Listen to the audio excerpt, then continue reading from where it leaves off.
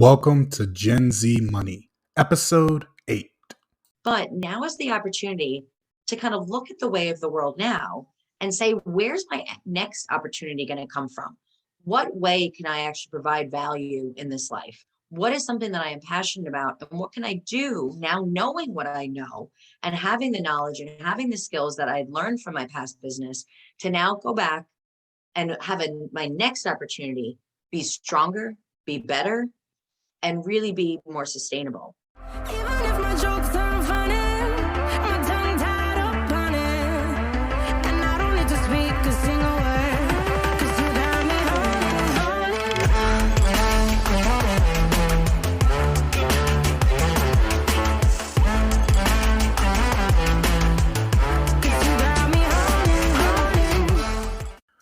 What's going on, guys? Welcome to the Gen Z Money podcast, where we've turned financial peace to your reality. I'm your host, James Bowman, and today's episode, guys, I got the pleasure of interviewing Miss Becky Nova. And Becky, she brought the heat today, guys. I mean, her money story on where she started and how she started and where she's ended up so far is so inspiring. You're going to hear in the podcast today many different things, such as a group that she runs and all of the resources that she ends up creating. As I've said before, guys, when people are on their road to becoming wealthy, they're always willing to turn around and reach out a helping hand and help whoever they can. And that's what Becky has done. She's created a podcast. She has created a Facebook group. She mentors other women in order to bring people to speed and, improve others' lives. And that's what so many wealthy people want to do. That's why this podcast was created, was to help those who don't know what questions to ask and just do not know where to begin. And that's why I love bringing people like Becky onto the podcast, because everybody has that starting point. And maybe I'll bring a guest on that started in the same place that you guys have. And that's why I love all these different stories and different connections and things like that. Becky talks a lot about how quickly you can turn around your financial situation once you realize there's a problem. It's like once you flip the mindset, the journey has started. It's not when you pay off all your debt or when you start investing. It's as soon as you realize, like, okay, it's time to change where I am and get to where I want to be. That's when your wealth journey begins. And you're going to hear Becky talk a lot about how she got a start a little bit later than most people. And she ended up, but I'm not going to spoil her story, guys. I just want you guys to really listen to it, and please don't be afraid to reach out to her. She'll give you her contact information after the show. But really, I just really hope that you guys enjoy the episode. And honestly, there's not much to say. Let's just get into the interview. Hey, Becky, welcome to the Gen Z Money podcast. What is up with you today? Not much, James. Thank you so much for having me on today. I appreciate you inviting me on. No, the pleasure is all mine. The pleasure is all mine. But for those of you guys who do not know, this is Becky Nova. She is the founder of the Lady Landlord Universe. I mean, she's got everything from Facebook groups to a podcast and so much more. And we're going to definitely get into that today. But Becky, I just want to start off. Let's just start off talking about how was money talked about as you grew up? So money was actually not talked about in our household at all. It was a very kind of taboo subject. It was something that was completely avoided. The only conversations that might have possibly popped up in our family about money was just the fact that we had none of it. That was kind of it. Okay, well that's interesting. That's interesting, and it's not too uncommon either. I do notice that is a common thread with a lot of guests, is money was either not talked about at all or was always talked about in a negative light. And it seems like it was talked about more in a negative light with you, saying you guys didn't have any. So then where does your money story begin? Sure. So for me, that was because it was never really talked about when I was younger, it just wasn't something that like I seemed to really think about or kind of care about. To me, it more just seemed if you have money, it was because that was the family that you were born into, right? That to me was just the perception that I had just kind of growing up in that poor family. So I never focused really on money. It was never something that I thought about, never really something that I cared about, because to me, I didn't have the impression that I could do things in my life that could change my financial situation. I felt like I just really had to accept that that's where I was. So for a long time, I avoided money. I didn't think about like investing. I didn't think about savings. I didn't think about how important a credit score was or what to do with money. To me, money was just the utilitarian practice of I have a job, I give them my time, they give me my money, and then I trade that money for goods. That was the only thing that I thought about money really until my early 30s, which is kind of crazy when you think about that. Okay, so you said that you kind of felt like you had no control, either you're born into money or you're not. And I Mhm. also think that's often what people think. Do you remember at any point in your life that your mindset shifted to where you realized that that's not true? That's not the case. Yes, in my early 30s, it definitely shifted. So when I was still, like I said, I kind of grew up really poor. I was very fortunate that my day job was actually in cancer research. So I was able to make good money professionally in my 20s. But in my 20s, I didn't really pay attention to it. I didn't really kind of think about it. So any money that came in went right back out. It was just not something that I understood then, the value of a dollar and really what that dollar had the power to do. So in my throughout my 20s and then early 30s, I was in a position where either I made really good money when I was working in cancer research. I then quit. I'd actually lived in Europe for a few years where I used to own a tour company.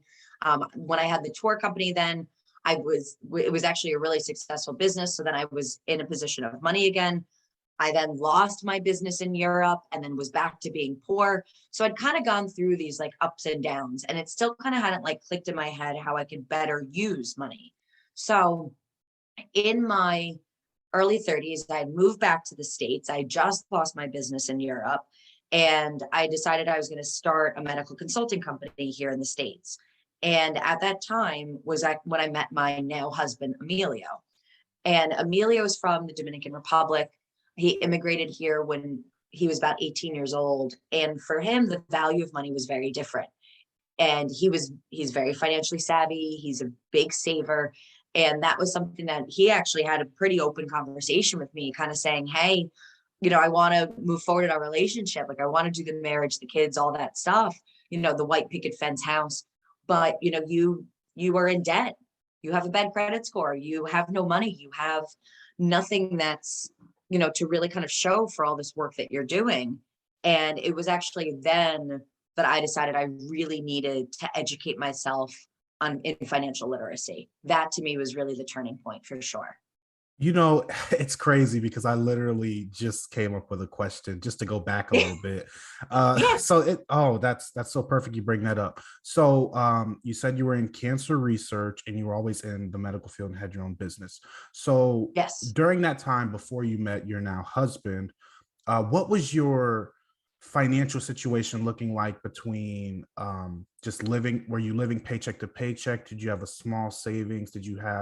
I assume you have some sort of higher education. So did you have a higher debt load that you just mentioned? Like, what did that picture kind of look like around that time? Sure. So before I met my husband, when I was working in cancer research, I was definitely more in my 20s. I was definitely more paycheck to paycheck. So I was making good money in what I do, but I had absolutely nothing to show for it. I live in New York. So even with a good salary, there's clearly higher cost of livings. I think even back then, 10 years ago, I was paying about $2,000 for a studio apartment, so those types of things definitely did not help, but I just accepted that this was just the cost of things and this was the only way to live. I do have higher education. I have a master's degree, but I am very fortunate in the sense that I do not have any student debt.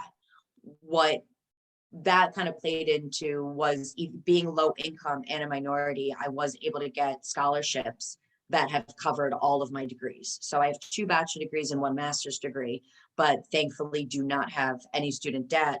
And especially since I have not been very financially responsible for most of my life, I am very, very fortunate that that worked out, because I could not imagine the situation I would be in if that was actually still my case.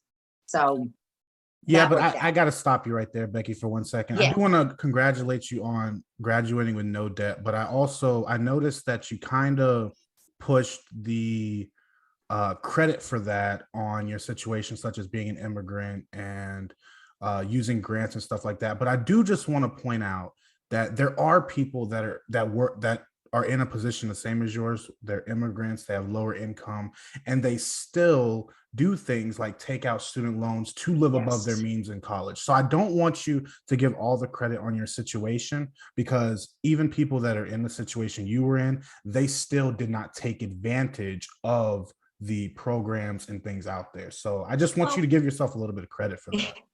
thank you. And also I'm gonna pat myself on the back and also say, like, I'm also really smart and I worked my butt off to get those scholarships and keep my grades in the right places. What I will say about that is the most difficult part is that I was in a position, also being the first person in my family to ever go to college, that I didn't know of these options. Like, they just weren't shared with me. They weren't presented to me. And I think that was actually the part that hurt so many of us. And it was one of the reasons that so many people actually do end up taking out these loans, even if they are in a similar situation to me, because we just don't know of the opportunities that we have. I remember when I was filling out college applications or filling out paperwork for, like, at the time I did fill out like the application for a student loan, because I thought that's what you were supposed to do, because I had nobody to guide me, nobody that I knew that had gone to school that can kind of walk me through what that process was. The scholarship that I found, it's actually a scholarship program throughout the United States that I was able to, that paid for my graduate school. That I don't even remember like how I just happened to like stumble across like the program, but the way that but that chance situation that I stumbled across it or was asked to be a part of it, compared to another person that was equally similar to me that just didn't have that opportunity, is about a $200,000 debt. So it's really just sometimes not even knowing how to navigate or find the opportunities, such as the scholarship program that I was, like I said, just happened to stumble across. So you would say that kind of ignorance was bliss in your situation, that you didn't know about things like student loans and therefore you didn't take advantage of them It because worked out that scholarship program happened to find me. But I really feel that there are, especially when you are an immigrant to this country, or when you are low income, or when you're the first person in your family to go to college, you do not even know of the options that you have. I thought that was really interesting. So the scholarship program I was actually in, they had 2 parts to it. You either needed to be a minority to be a part of the scholarship program, or on the other half, you could be first generation low income. And what was interesting was that then there were people in the minority cohort that did have money, but yet they were in the scholarship program because their families knew about the scholarship program and were able to pull some strings to get them in, even though they didn't necessarily have the same financial need as those that were low income first generation, that had no idea how to even navigate the college programs and scholarships and graduate school and application. And it was just really interesting to see what the learning curve was between those that had family members that had gone to college before that had money versus those that had never been in that situation before and really had no guidance whatsoever. yeah, I think that's great. So, this to the listeners, if you are an immigrant or you are someone who's first generation or have lower income, this is a person telling you like there are scholarships out there targeted towards you. There are grants out there targeted towards you that you can take advantage of, because if you do not take advantage of them, they're going to give it to other people who might not need it as much as you. So the money is out there and you just kind of have to not only find it, but you might have to do a little bit of work for it. And if it means Yes. writing an essay, if it takes you an hour to write an essay for $500, you just got paid $500 for an hour of work.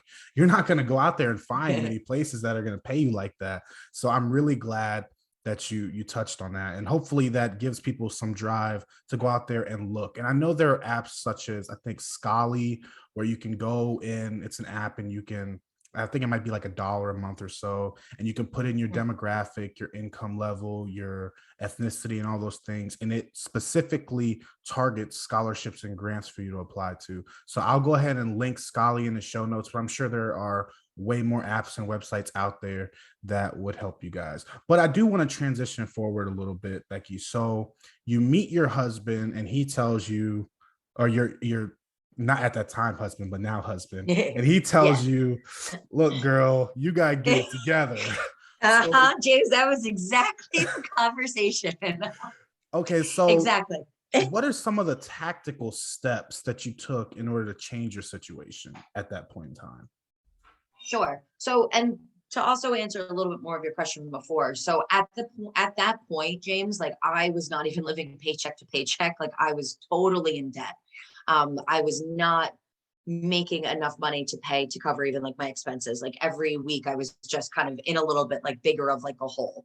So I'm glad that he pushed me to kind of make that change, because I don't really know where I would be if he had it, to be honest. But so at that time, then it became, okay, well, what do I do now? I knew I needed to get out of debt. I knew that I needed to make these changes, but same kind of thing, what I was just talking about with college level education, is that there's just not an easy way to just have been given that information. So one of the things that I started to do was to listen to podcasts. That was something that was just nice and easy to start to get some introduction on what basic terms are, to start to hear what other situations people are kind of going through. So that was the first thing that I did. Then I also knew someone that was a financial advisor, and he was a younger guy, and I was friendly with him to the where I at least felt like he wasn't like kind of that old stuffy white man, that like most financial advisors are, that I knew I was like, that I felt so intimidated to call and be like, hey, I want to get my finances in order and I need advice, which is what a financial advisor would do. But I need advice because I have no money, right? I feel like most financial advisors the perception is that they only work with people that have a ton of money or that are more established and are ready to kind of invest. So I was very fortunate to find somebody that I felt like I can say, hey, I want to get to that place, but I am not there yet. Can you help me navigate what this is supposed to look like now? And he was like, yeah, of course. Like that's one of the things that I do as a financial advisor. So it was really nice to kind of talk to somebody just about how to get out of the bad position I could be in, so that way I could be in that better position. So that was then the second thing that I did. Third thing that I did was I needed to find different work. As I mentioned at the time, I had my own business. If you've ever run a business before, you know that really for the first, it's hard to make money at the beginning when you're first starting out. And then really when you do make money, every dollar you make goes back into the business. So I really actually had to go back to my old career in cancer research just to be able to kind of get an influx of money. And what was interesting about that is I was able to easily go back to what I had done, but I found a like 3-month consulting gig, which paid a good amount of money for a short period of time. And I was like, great, this will give me just the money that I need to kind of just like kick off this journey. And it ended up turning into a great opportunity where I was for then about 3 years. So it was interesting to see what that kind of turned into just by looking into something different than what I'd previously done.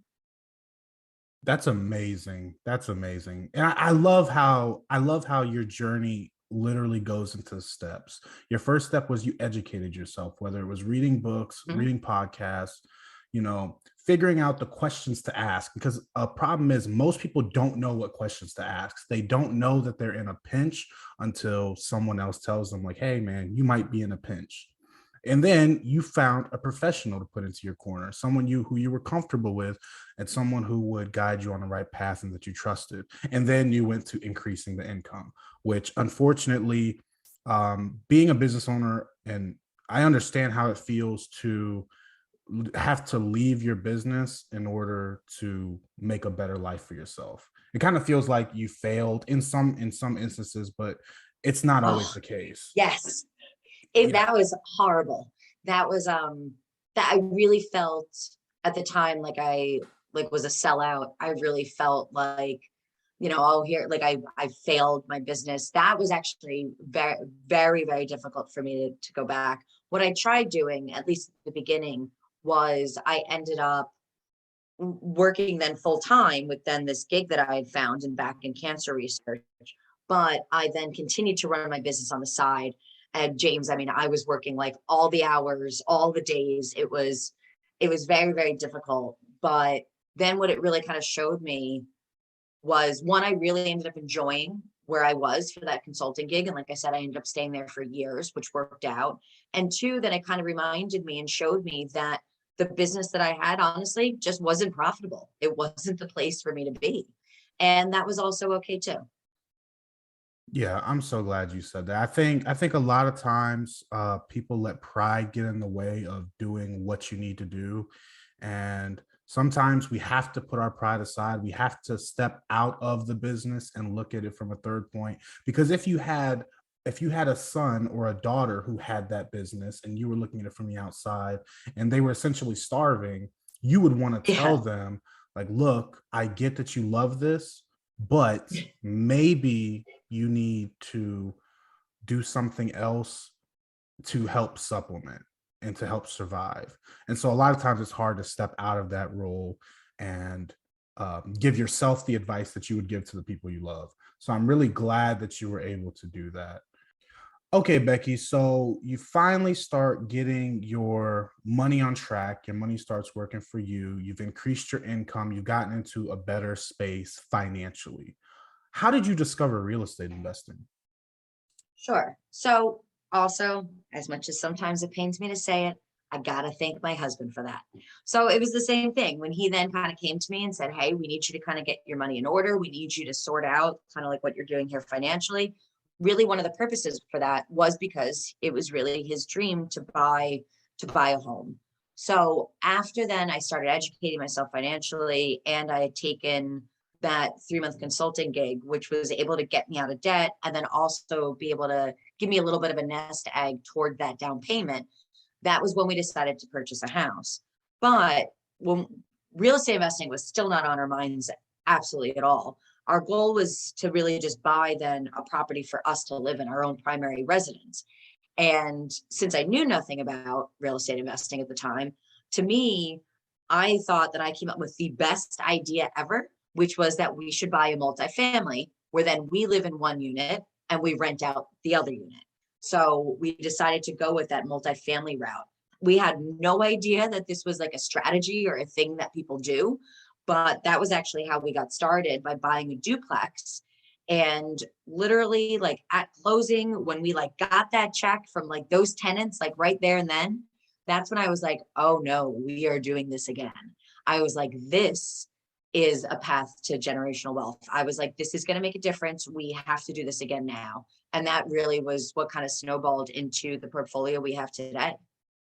Okay, and so at this time, were you and your husband married? No, when we bought the first property, when we started looking at properties, we were still dating. And then when we bought this property, we were engaged. But no, we were not married by that point in time. Gotcha. And did you guys have any children? No, no, we do not.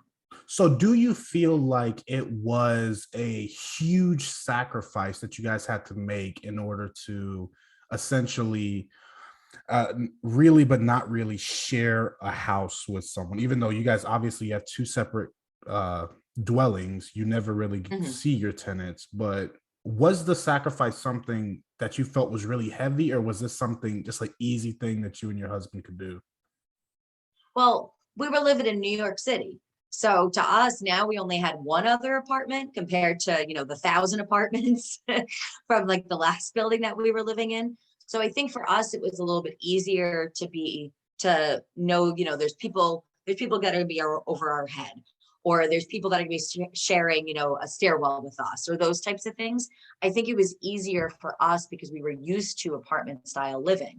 I think if we had lived in a place where maybe apartments aren't so common and we'd always lived in single family houses and then all of a sudden had to have shared space, I can see that being more difficult for people. But for us, we went from a building that had probably about 40 different apartments that you had to see different tenants and who was making a mess in the stairwell and who was, leaving the door open, to really it just being us and, one other apartment. To us, that was actually an upgrade.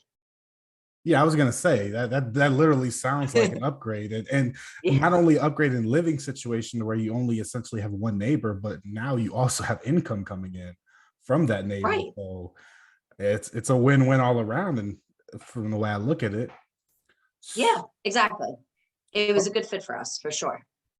Gotcha. And so, I mean, that's a great point that you bring up to people who are used to living in multifamily properties or in apartment buildings that might not think, because for those who do not know, what she's describing is called house hacking. And it has many different forms. The form that she's speaking of is just buying a duplex, triplex, or quadplex that has multiple dwellings, which means you have your own bedrooms, you have your own bathrooms and kitchens, and the tenants do also. And it creates income and it offsets your living expenses. That's what she's referring to. So, Yes. Becky, let me ask you this. How did this one duplex, this first buy, turn into this whole lady landlord concept? Sure. So still at the time, we were just small time landlords. We had our one set of tenants. That was it. We really didn't plan on kind of doing like much more from that. But then we were like, okay, maybe we can pick up like another one. So after we closed on the first property, I went into like absolute like hyper like education like mode. I would listen to everything could. I would read everything I can get my hands on. I just needed to learn every opportunity that I could. I'm an investor in New York, right outside the city. Things are kind of expensive. It's just a different way to kind of do like real estate investing. So I was clearly looking into different strategies since we had just bought that first property. Um, 1 year to the date, the exact same date, we actually were able to close on our second multifamily, which was then a quadplex. And we just ended up kind of snowballing from what that kind of looked like into our portfolio. We also own property in the Dominican Republic. So all of a sudden things just really kind of started to expand. Then Lady Landlord still was not even in existence, or not even a thought in my mind at that time. That actually really did not pop up until March of 2020. Oh A time that no. Oh, that's a date. Everybody listening is just like, oh, March of 2020. So I want to hear this. Yes. So, so exactly. So everybody, I'm sure I just kind of gave like, shivers to by just even saying that date.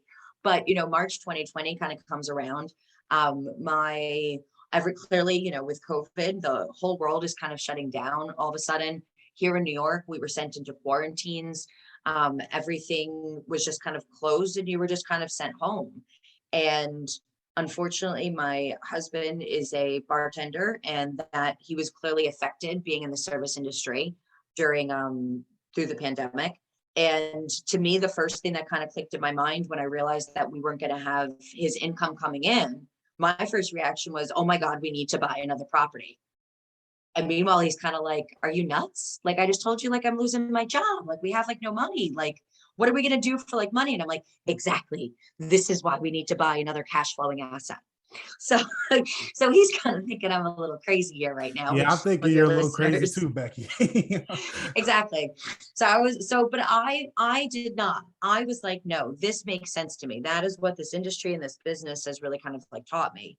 So, because of that, especially now being, trapped at home, I was just like, there's nobody else that kind of has the same mentality as me. There's nobody that I can kind of talk to and kind of navigate like what this kind of like looks through. And by that time too, we had a pretty sizable portfolio where there were a lot of situations with tenants going on, especially March 2020, about how do we handle this? What do we do if our tenants can't pay rent? Do I Do I talk to them about it? Do I not talk to them about it? So my response was, well, let's go make some friends on the internet.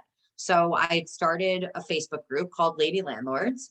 And honestly, still to this day, I thought the Facebook group would be like, me and my mom, and that would pretty much be the only person interested. And I was proven wrong. All of a sudden, we had dozens of women joining on a daily basis that had the same mindset, saying, yeah, I need to bring in some extra income. I don't feel secure in my job. My job is laying off people through COVID. I need to find now's my time to figure out how to make more money in real estate. And now we grow at over 100 members a day. I mean, it's just become such an amazing platform for those that are really looking to find financial freedom and even create financial security in such an uncertain world, all in one place. So that's where that came from, March 2020.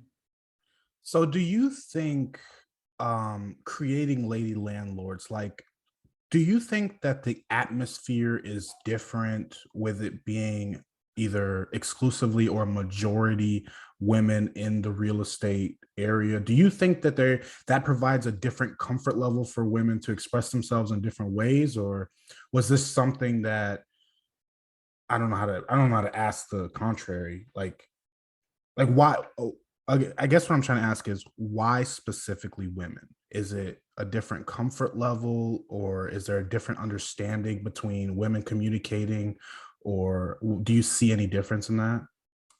Sure, absolutely. So people communicate completely different depending on who's in the room. So for example, a group of guys talking together, all of a sudden you send one woman into that room, all of the men are going to talk differently, right?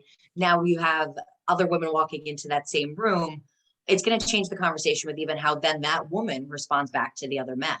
So there are completely different dynamics of how people speak to each other, how people relate to each other. There's definitely outliers, but in general, there is different communication styles that we all have. And it's usually something that we do unconsciously, but it still absolutely exists.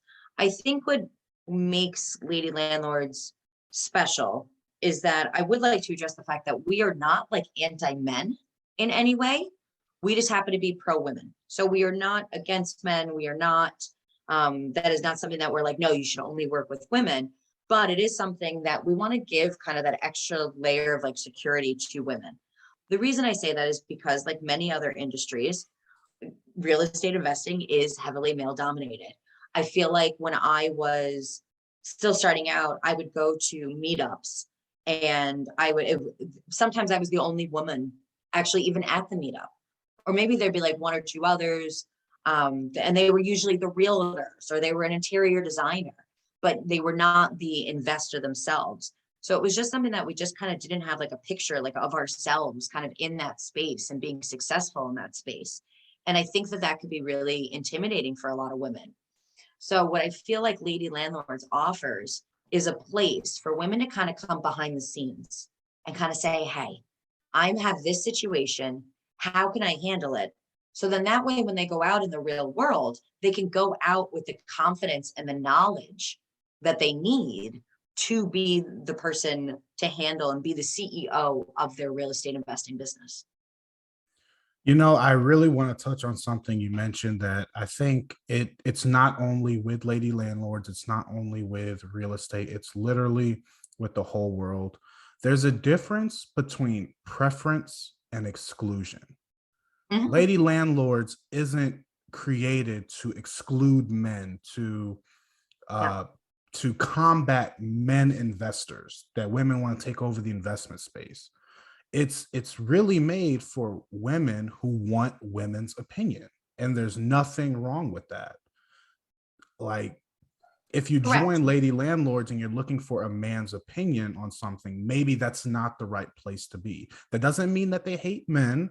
So I want to clarify that. She already said it. They Correct. don't hate men. I'm sure if a man asks her a question, she'll give them the same exact quality answer she would give another woman. But she said women and men communicate differently depending on the environment. It's not exclusion. It's just a preference. So I do want to preface that. And Correct. that's with everything. And we have, and one of my favorite things about it is we have so many men that are huge supporters of our community. So for example, I actually just did a local holiday party for Lady Landlords. And usually our meetups are exclusively for those that identify as female, but we open this one up. And the reason that we did that is because we have so many other investors that I know locally, or vendors, right? Our realtors, our mortgage brokers that have been completely supportive of our community, that have given their time, that have given their resources to our group, because they really see the value of having so many women really be able to get the education and the confidence that they need. So that was something that was really important to me. Some of the biggest fans of Lady Landlords are actually men, and I absolutely adore them for doing so. Yeah, I definitely agree with that. And I'll just throw in a little personal tangent of mine. I did spend some time in the military, and for the longest time, I was a wheeled vehicle mechanic, which was majority men. We had a motor pool, which is basically a mechanic shop that was all men. Mhm. And it was like that for years. And then there was one female who joined the motor pool. And it wasn't because we thought of her any differently than us, but we still changed our behavior and still changed our communication, not only with each other, but also with her, not out of spite because she's a woman, but also out of respect. And Yes. and what happened, what ended up happening was we got one female, and then we got another, and then we got another, and we ended up with like four females total. And although the environment was not the same, we were still as productive. We still treated them as equals. They did the same exact job of them. I tell you, a lot of them did it better than some of the men. But I noticed that the female to female, I don't want to say bond, but it's a different connection between a man and a female than it is a female to female. I think the trust levels are sometimes different, and the understanding levels are sometimes different. Like, for example, men will never understand how it feels to be pregnant. So when there's a female who has been pregnant, or they're one that is, they can relate on a level that is 100%. It can never be replicated with a man. So it's subtle differences like And that. I will never know the relationship between a man and his barber, right? You know, exactly. The level of trust that a man puts in Uh-huh. his barber is unrivaled. Exactly. No, I'm very aware with it. But like that, exactly. Like there's just certain relationships that are just different, and those are all special and unique in their way. And we should just kind of honor them for what they are. And I say all that just to again, I want to specify that just because this is a lady landlord group does not mean they don't like men. They don't want to interact with men. It's not that. It's just Correct. some people just need that space to Mhm. to feel different than other spaces. So I really want to hit that home because, for example, I'm not sure if you heard of Christy Wright. She's on the Dave Ramsey team, and she has a book called Business Boutique, and she caters specifically to women. Or Mhm. she kind of similar to you, is her audience is majority women. There are plenty of men, including myself, that support things like Business Boutique, and she helps women start businesses and stuff like that. But a lot of men might look at that as sexist or uninclusive, but if you talk to her, she's going to give you the same advice that she would give a woman. She's not going to give you Correct. any worse advice, just Correct. because you cater to a specific. For example, this podcast is directed towards Gen Z, to teach them Mhm. things that we weren't taught in school. It doesn't mean I hate millennials. It doesn't mean I hate Gen Z. I hate boomers. I'm bringing different generations on all the time to have the conversation and to provide the education. Just Correct. because you're directed towards a group of people doesn't mean you're exclusive to the other group of people. So, Correct. I have men on our podcast all the time. We have a good amount, and we have men that'll listen to our podcast or come to our networking events, or men that will take our courses, or will work with me to still get that advice. So like I said, we are women focused, but that does not mean that men are not included. It's just we really wanted to create a safe space for women to get the help and the answers that they are looking for. And there's nothing wrong with that. So, what kind of resources have you consolidated and provided for people in the as a lady landlord?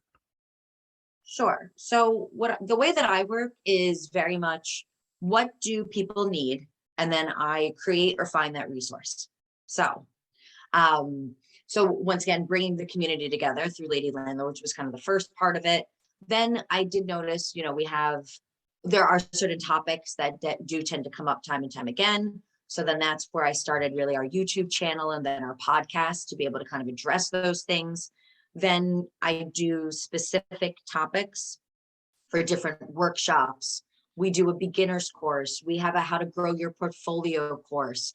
I will assess somebody's current situation and help them kind of get unstuck from the problems that they have. So really how I work is I listen to what people need and where they're getting stuck. And then I find a way to create a resource to help them get unstuck. Absolutely. I think we're kind of on the same, we're kind of on the same wavelength. That's why I started this podcast, because we were not taught these things in school. And Correct. because I learned these things through things like podcasts and YouTube and networking interactions, I want to also provide for that. It's kind of, I consumed, so now it's my turn to put it out to the world. And it sounds like you're doing the same thing, because you started in your, as you stated, in your early 20s and your 20s, knowing nothing. And now the education is just pouring out of you in whatever way you can help.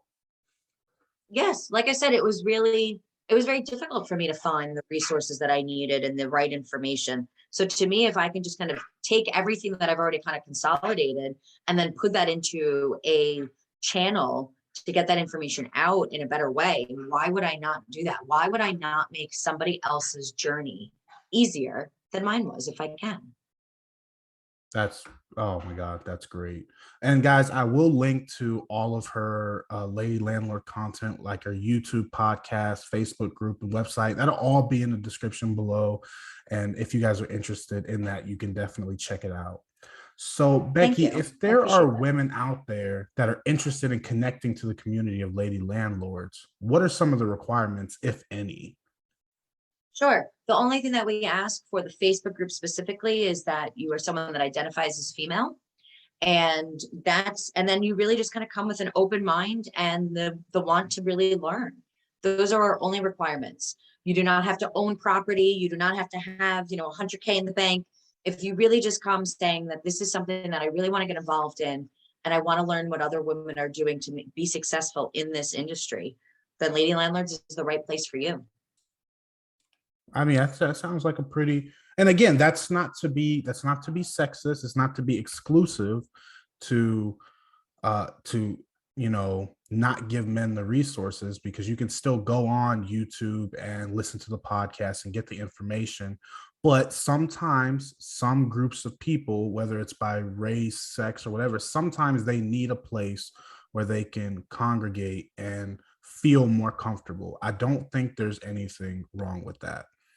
I'm not saying I'm pro segregation or anything like that, but again, there are specific, for example, lady landlords. If you are, I mean, there's a time and place for everything. I wouldn't go on, I don't even know. I wouldn't go to a church and talk about worshiping the devil, because it's not the place for that. There's a time and place for everything. So being a man, like if you come into the Lady Landlord group and you're a man and you say, all landlords are slimy, the government should own all the property, it might not be the place to say that. So correct. Yeah. I mean, I'm sure you probably have people that do that, but there's a time and place for everything. Correct. And you are right. That absolutely happens, but that is not the people that we cater to. So okay, Becky, so let's transition a little bit and let's go ahead and talk about some of your personal short-term goals, maybe something that you want to accomplish within the next 6 months to a year, whether it's real estate or with the Lady Landlords or anything along those lines. Sure. For me, what I really feel like I'm looking forward to doing in the next 6 months is now starting to diversify what my real estate investing portfolio looks like. Right now, small multifamilies has really been my space. That's been my niche that I've really worked in. And I really want to start looking into some other types of real estate investing that might be a little bit more passive. My husband and I do manage all of our properties, and that can also take a bit of your time up. So I really want to start looking into things such as syndications and then also private lending. So really that's where I'm expecting to kind of move in the next 6 months. Okay, and for those of you guys who do not know, private lending is essentially when you act as a lender and you lend out money on specific terms, whether it's the interest rate, the how long the loan will be out, the monthly payment, and things like that. So, Yes. okay, so then what are some of your long-term goals to accomplish over the next 5 to 10 years? What does the finish line look like for you? Sure. So remember earlier in this episode where I kind of mentioned that I had started a business and was living like literally in debt every single day. So that's kind of where we don't want to be moving forward. So I, so at this time, even with a successful real estate portfolio, I actually do still have my W-2 job. Just as that security. I think maybe I had a little PTSD from the last time with a failed business. So really my goal for the next over the next few years, and it's more of a 3.5 year plan, is my long-term goal is to be able to get to financial security where I feel comfortable that I can leave my full-time job and don't have to worry about going back because I failed or because I didn't have the money saved that I thought. So long term is definitely making sure to get not only that financial security, so then that way I can leave that W-2, but then also growing beyond that to ensure that as life changes, as where there's more expenses to things, that I can continue to keep up with that lifestyle. Okay, I'm gonna throw another question in here. It wasn't on the list, but it's just something that you brought up and I want to talk about. That's So, okay. I got it. what if you could give someone a tip that has because okay, I'll preface the question by saying this. During COVID, a lot of businesses went under and a lot of Yes. people suffered, a lot of dreams were crushed. If you could Mhm. talk to those people directly that had either a small business or even a big business that ended up going under either due to COVID or other reasons, you've had businesses go under, as you stated before in the podcast. What tip would you give those people? So when I lost my business in Europe and had to move back to the States pretty much penniless, when I came back, I had people all the time that were like, oh my God, you must be so crushed. Oh, you must be so defeated. Oh, you must feel like horrible that like that had happened. And I have to say, I actually never really felt that way. Was I disappointed? Okay. But for me, it was really now we have to figure out what we can do moving forward. There really wasn't a time to kind of like dwell on like what had happened. It was more, what are we going to do kind of moving forward? So listen, to anybody that lost their business due to the pandemic, that sucks. That is absolutely horrible. I am incredibly sorry. But now is the opportunity to kind of look at the way of the world now and say, where's my next opportunity going to come from?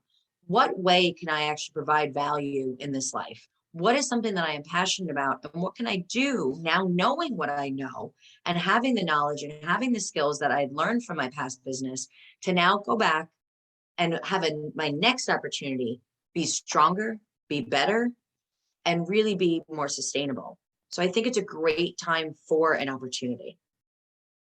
Oh my goodness, I couldn't have said it better myself. I mean, I noticed that that is a common mindset from many successful people, whether they find success in their marriage, their finances, their job. Although you always have to remember and acknowledge the past, you cannot dwell on it because all you have is today and the future.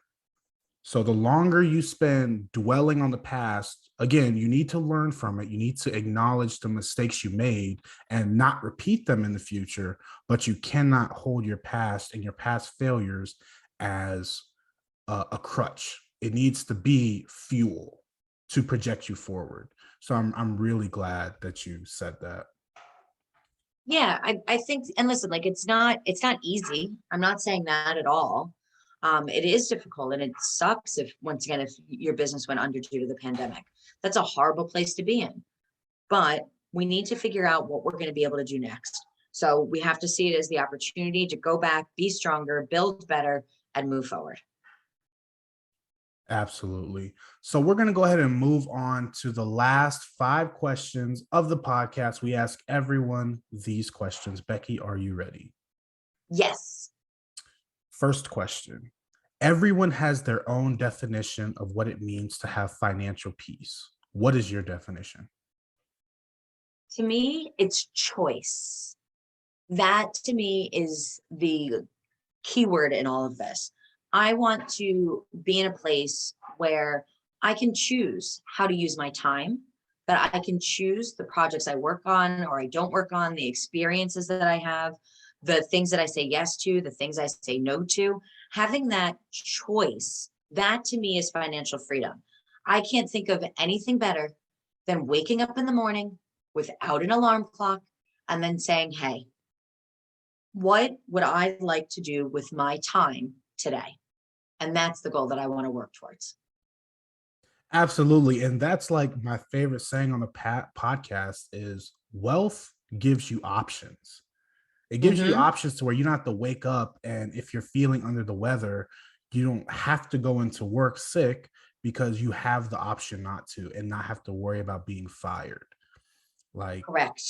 I think that is a great definition of financial peace and I would 100% agree with it. Honestly, having options, having choices, financial choices, because everyone has their life choices. You could choose not to go into work, but that with that, you're also choosing if you don't have money to not pay your rent, you're choosing not to pay your car payment or whatever obligations you have. Are you familiar with the concept of FU money? Yes, I've heard it many, many times. Yes. That's a very big part of this too, right? The idea that you're in a position where you have money and then you can make decisions based on that. For example, now moving through pandemic, a lot of people are being told that they need to go back to offices. You go in, you say to your boss, hey, actually, I'd really like to stay part-time working from home. Your boss says, nope, that's it. You got to be back here. You got to do 40 hours back in the office. You got to go back to the commute. I expect to see you here Monday. FU money is saying, you know what? Then maybe this isn't the job for me. And I love that idea of just saying that I have that in the bank, that therefore I can choose the things that make me happy and say no to the things that don't. And I'm so glad you brought that up because I actually just went through that transition. I don't like to call myself financially independent yet because I don't think I meet the criteria, but I am at the point where I do have that FU money to the point where I just changed careers. And it wasn't a, quit on Friday, job by Monday thing. It was I have time. I have at least a couple months to find the job that I actually want to do that fits my schedule. I can finally fit work around my schedule instead of fitting my schedule around work. And I can pick what I want to do. And there were things that I did not want to do anymore. I did not want to have to work Fridays, or I'm sorry, I didn't want to have to work on weekends, on Saturdays and Sundays. I didn't want to have to work more than 12 hours a day. And being a commercial truck driver like I am, and I didn't want to be over the road. And so Mm-hmm. the options are extremely limited for someone who has my career. But because I had the FU money, and I'm sure you guys can assume what FU means, I could say, like, look, I would love to come work for your company, but these are what I need out of your company. If you cannot accommodate these, I'm sorry. I appreciate the offer, but I'm going to have to continue looking. And that's Yeah. how I found the current job I have, just pulling in and out of the port. I don't work more than 12 hours a day. I don't work Saturdays and Sundays.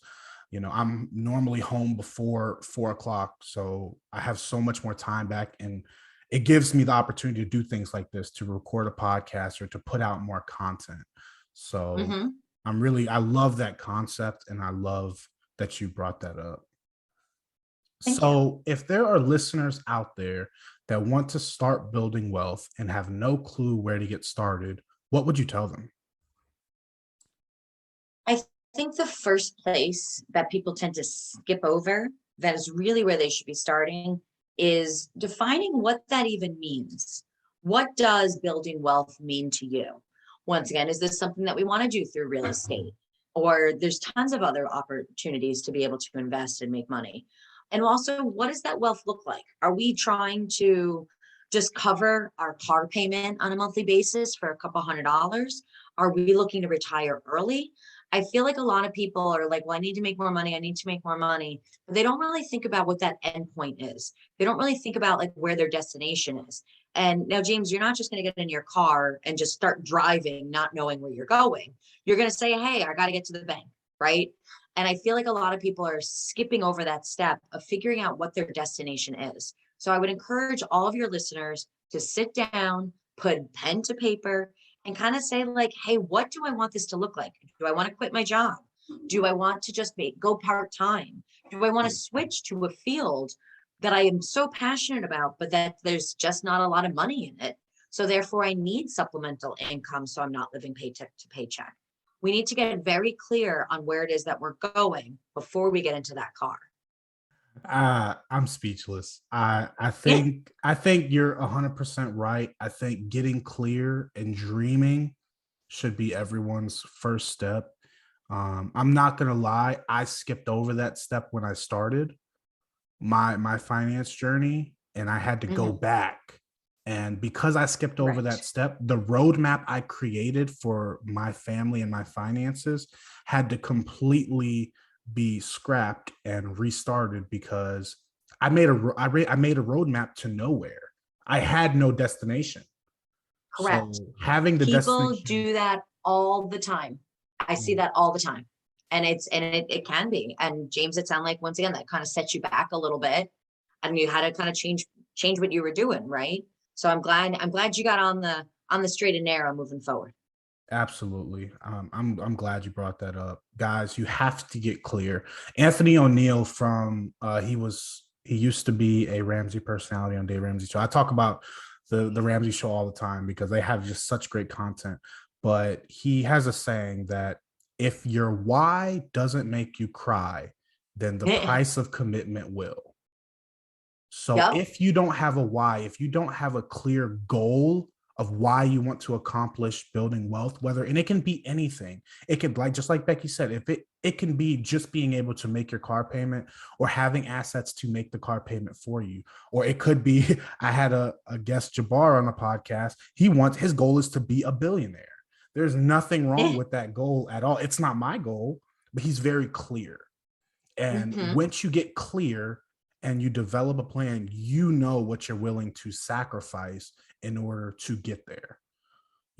Doesn't mean you have to Hmm. sacrifice not eating out for the next 5 years. If that's not something, if your why doesn't make you want to do that, then you're not going to do it. And so I do love that saying. Yeah. It is. No, that's a great phrase. Absolutely, James. I love that. Okay, Becky. So if there was one thing you could advise everyone to avoid doing to build wealth, what would it be? Ha. Comparing yourself to others. Also something I see all the time. We either are talking to other people, you're on social media, you're listening to podcasts like this, and then you're sitting there being like, man, they're already so far ahead from where I am. They're already doing better. They know more than me. Listen, everybody needs to just accept the place that you're in today is the right place where you're supposed to be. And it's the perfect opportunity to get started. But your journey, James, is going to be 100% completely different than what my journey is going to be like versus every single one of your listeners out there. So we need to listen and take this information in and say, great, I can take this little nugget of information, or I can take this little nugget of information. And then we put that together and how that's applicable within our own journey. But that comparison, all because somebody has something that you want, all because they look like on Instagram that they're living the life that you feel you deserve. Ignore those things. Make sure that we are not comparing ourselves to other and that we're staying on the journey that is set forth in front of us for our particular situation and unique circumstances compared to what everybody else is doing. Yep, that I think that is the number one thing that'll stop someone from getting wealthy is to try to keep up with the Joneses. They see them Mm-hmm. on social media, they see them on vacations, they see them with the nice cars, and they have no idea what went on behind the scenes, whether it's a rental or whether they rode a bike for 2 years to save up for the car. They have no idea. All they see is the Correct. byproduct. And Yes. yeah, that will really destroy someone. And that's another reason I decided to start this podcast so soon, because who am I? What am I really? I'm a 23-year-old male who makes between 50 and 60,000 dollars a year from his W-2 that is just starting his journey to financial independence. What do I know? You know, like really, like I had to ask myself that, like, why would someone listen to anything I have to say? Then I realized, it's a lot easier to relate to someone like me than it is for someone like Grant Cardone, who's a billionaire. Someone might Correct. look at Grant Cardone and be like, oh, it's so easy for him to say you need to work 16 hours a day, but he's not doing it. He's a billionaire, but no one saw his journey. It was not documented how he got there. That's why I decided to start this podcast so early, because I want to Mm-hmm. document the journey. I want people to go back in 5 years and listen to episode 1 and listen to where I am and then Yeah. compare it to where I am in the future. And they can follow along with that. Well, listen, like people, we don't relate to riches stories, right? If someone's sitting there saying kind of, okay, I'm in a great position now, I'm going to tell you what you could go do to get to the great position that I'm already in. That's never interesting to people. We can't relate to those things because that's not the norm for us. What really is helpful, and I truly believe that every single person out there, regardless of how new you are to wealth building versus how experienced you are, every single person out there has something that can contribute that can help somebody else, because we are all in completely different places. So you might be like, oh my God, I'm so new. I'm not doing this, oh, I just invested my 401k through my job and that's kind of it. I'm telling you, there's somebody else out there that does not invest in their 401k. That is still something that you can provide value to somebody else that is in a different position than you, that hasn't even made it along that way. So I'm glad, James, that you said, no, I can provide value. And this is something that I do want to document and share my story along the way. I'm proud of you for doing that. I really appreciate that. And I mean, again, the show might not be directed towards the the hedge fund managers or the Grant Cardones of the world, but they might listen and find out one thing that they never knew from listening to Mm-hmm. the podcast. And it could be anything. And if they do, then it's 100% worth it for me. But, you know, so that's all I wanted to say on that. But the last Yeah. question, Becky, if you could ask anyone, dead or alive, one question, who would it be and what would you ask them? All right. So the person that I would pick to ask a question to would actually be my grandmother. My grandmother passed away a couple of years ago. So honestly, just to be able to ask her anything would make me happy. But the question that I would ask her would really be how, like, if she's proud of what I've been able to kind of build over these past few years. She unfortunately hasn't been around to kind of see me settled and in a much better financial situation, or with Lady Landlords or any of those types of things. And I think why that's important was because, as I had mentioned at the very beginning of this, money was not talked about in my household at all growing up. And I was actually raised in my grandmother's house. And I knew that my grandmother, what she'd always wanted was just for me to like find a job, work there for like 50 years, and then like retire with my pension. And I would just love to kind of have her see me as the entrepreneur and business owner that I am today, and kind of just have a discussion about what that looks like and finally get that money conversation that I just never got as a kid. I think that's phenomenal. I think you're doing amazing things not only for your family but also for many families out there and many families to come. You know, Yeah. When people put out things like books or podcasts or things like that, these are things that are going to be around for the next 10, 20, 30 years. They might not be relevant, but someone can always find value in these things. That's why I always believe putting out content and making others' lives richer, as some would say, is always a noble thing. And I think she would 100% be proud of you for that. And I will say, like in my heart of hearts, like I do know that answer. Like I know the answer to the question, but there'd You'd be still nothing want to better ask. than hearing that. There's nothing better than hearing the sound of a loved one's voice, right? So Absolutely. Well, to wrap this interview up, Becky, where can people find out more about you? sure. Easiest place to find information about me, once again, would be on Facebook. Type in Lady Landlords and you will find our Facebook group there. Otherwise, also, especially if you are a man, you can find me on Instagram at Becky Nova 24. Yes, and I will link Becky's Instagram in the show notes below. Make sure you guys go check that out and hit a follow. She's always putting out great content, and I try to absorb a lot of her content, but it's like as soon as I watch, let's say, one YouTube video, there's three more that come out or things like that. So, I mean, you're doing great things, Becky. I really appreciate you taking the time out of your day and coming on and having a conversation. And I really hope that there might be some striving lady landlords listening to this that will reach out and get in contact with you. Absolutely. And for any of your listeners, I'm hoping that there's just one piece of action or one piece of advice that they can kind of take forward from this conversation. Absolutely. Thank you so much for coming on, Becky. I hope you have a great rest of your day. Thanks, James. All I can say, guys, is wow. I mean, after hearing Becky's story and where she started and how far she's come and how much more she wants to do for everyone, the general community, you really get a newfound respect for people like Becky. Her creating this Lady Landlord universe, essentially, it really aims to give women that safe space. And as we said in the interview, guys, it's not that they hate men, it's not that they're anti men, they're just pro women. And men communicate differently with men in the same way women communicate differently with other women. And men communicate differently with other women also.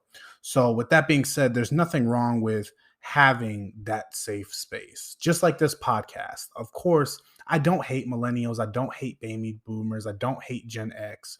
It's just I am Gen Z and I am targeting Gen Z because it's our time. We are the next generation coming up, and it's our turn to essentially take over the world.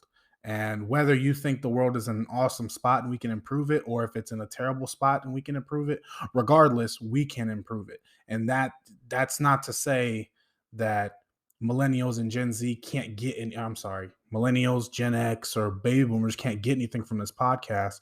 It's just I know where we are, and I know that we are not where we need to be, and that's why this content is put out. That's why this podcast is created, to get Gen Z where we need to be to take over the reins. And I mean, the Lady Landlord group, it is literally a group where you can surround yourself with people who look like you and that are doing what you want to be doing. As I said in the podcast, you don't go to church and talk about praising the devil, at least a Christian church. There's a time and place for everything. So if you're a man and you absolutely hate real estate, then maybe that's not the place for you. But as we said in the podcast, don't be afraid to reach out to either Becky or myself or Jonathan or anyone who comes on the podcast, because at the end of the day, guys, we are always, always, always willing to help. But with that being said, guys, I do want to just let you guys know I am always looking for guests to come on the podcast, to have a conversation, and to just talk. I mean, tell your story. Tell the story of paying off your debt or investing or budgeting or any money saving tips or even businesses or side hustles that you guys think that other people could benefit from. I mean, there's hundreds, thousands of different things people have come up with to create an income.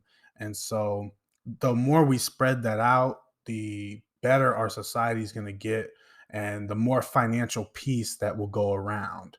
But that's basically it for me, guys. I'm going to go ahead and get up out of here. I hope you guys really enjoyed this episode, but that's it for me, guys. Always remember, you're only as secure as your ability to perform. So spend your life accumulating assets that can perform for you. Later, guys. Even if my jokes are